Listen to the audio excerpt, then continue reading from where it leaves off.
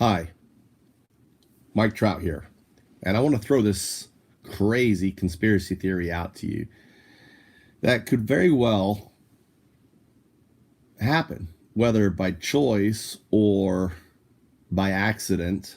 It's important to explore this and for folks to be thinking about this because there's a lot of rumbling right now that Barr is working to have an argument to maintain the presidency when Trump loses.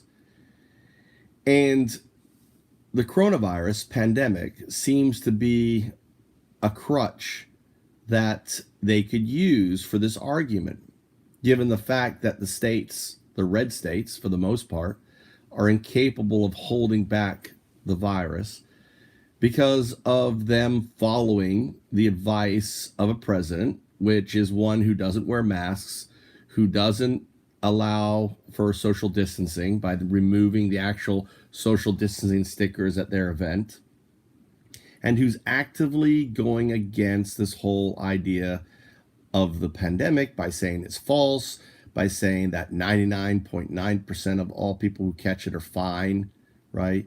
That schools should open up. And there's no talk of the teachers, which the majority of teachers, 10-year teachers have been there, who are, for the most part, Democratic, right?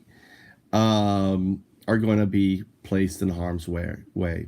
So how would this play out and how would this happen? Well, it would be simple.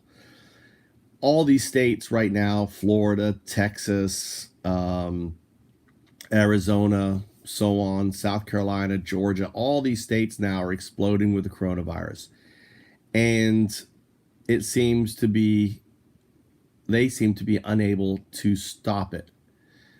That means when the election comes around, it's going to be very dangerous for people to vote, especially when the president opposes the whole idea of mail-in ballots and saying there's going to be fraud. So you got to understand the mail-in ballot argument, even though he has been doing mail-in ballots and his wife and everyone else. I mean, most of pretty much everyone, all the military does mail-in ballots. Expats like myself who live in Japan do mail-in ballots. And mail-in ballots has been a thing, and a lot of states are mandating it.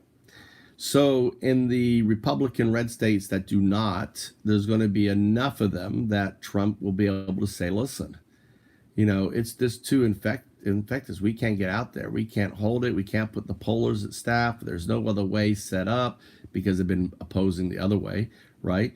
We're going to have to postpone the election. Not that we're just going to postpone it.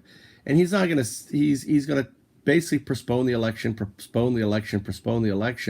and keep power by this postponing.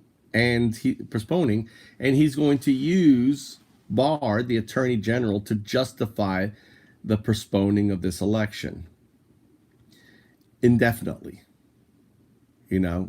and he's going to basically say that the states are incapable of solving this problem and he's got to step in.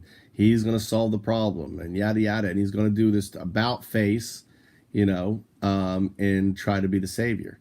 So the Trump pandemic, and it's the Trump pandemic. Anyone who doesn't think it's a Trump pandemic, just pull up the county by county electoral map, or the state's electoral map, and you'll notice that the states that have explosive numbers are the states with who have the majority red in their state.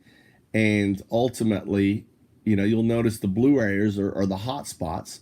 Well, because all these other people who visit and go and participate in these areas, the Trump supporters are actively spreading it, in my opinion, in my view, I could be wrong, in these dense populations. So if you've got the majority of the people in a state who voted for Trump believing that social distancing is a farce and everything else, they're going to bars in these dense areas. They're going and they become these what's known as super spreaders. So the Trump supporter becomes a super spreader in the blue areas, and ultimately they're infecting there. So I'm sure the Stephen Millers of the world are looking at this and saying, look, we're wiping out the blue on these maps. We're using our supporters.